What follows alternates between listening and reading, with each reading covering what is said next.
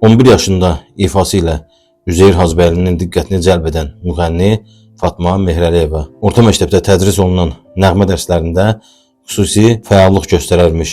Bunun nəticəsi olaraq Fatma Mehrəliyeva müəllimlərinin təkidi ilə Bakı Musiqi Festivalında iştirak etmək üçün Bakıya gəlir. Festivalda Qubanın Ağ Alması xalq mahnısını ifa edir. 11 yaşlı Fatmanın ifası Üzeyir Hacıbəylinin diqqətini cəlb edir.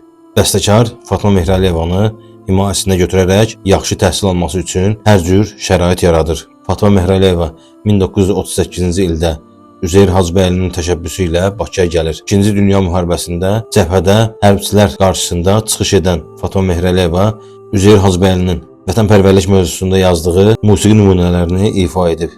Musiqisi Üzeyir Hacıbəyevin, sözləri isə Səməd Vurğunun olan Şəfqət Bacısı mahnısının ilk ifaçısı olub. Muğam, xalq mahnı və təsniflərinin, eləcə də bəstəkar mahnılarının mahir ifaçısı kimi şöhrət qazanıb.